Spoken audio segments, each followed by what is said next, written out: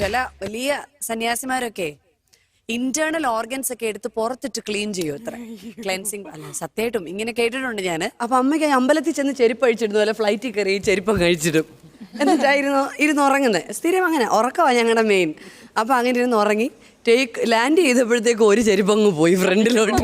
അയ്യോ ഒരു 200-250 സ്പീഡും പെട്ടെന്ന് ഇതമനെ ഞാൻ കണ്ടു. വണ്ടിന്റെ തൊട്ട് മുമ്പിൽ ചവിട്ടാൻ കിട്ടാത്ത ദൂരത്തിൽ ഒരു ഒട്ടകം ഇങ്ങനെ റോഡ് ക്രോസ് ചെയ്ത് പോവുക. Cool down mister Unnikrishnan. നിങ്ങളെപ്പോലെ തന്നെ മറ്റൊരു ഉദ്യോഗാർത്ഥിയാണ് മിസ്റ്റർ പ്രേംശങ്കർ.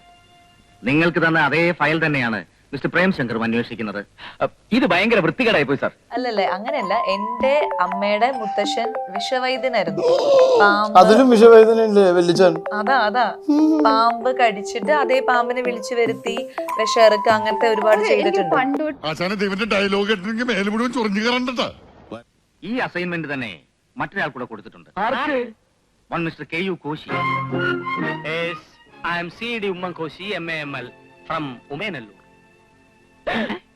ഇപ്പൊ മൃഗങ്ങൾക്ക് ചുറ്റുപാടുകളിൽ നിന്നിട്ട് സുനാമി വരുന്നതും അല്ലെങ്കിൽ എന്തെങ്കിലും ഭൂമിക്ക് പ്രശ്നം വരാൻ പോകുന്നതൊക്കെ അറിയാൻ പറ്റുന്നുണ്ടല്ലോ. ഓടക്കുഴയിൽ ഊതിയിട്ട് എലികളെ വിളിച്ചു വരുത്തിയ കഥകളൊക്കെ നമ്മൾ പഠിച്ചിട്ടില്ലേ പണ്ട്? അമ്മൂട്ടിക്ക് നല്ല മനുഷ്യനാ, നല്ല ഉണക്കക്കൊപ്ര പോലത്തെ മുഖം, അല്ല മനസ്സാ.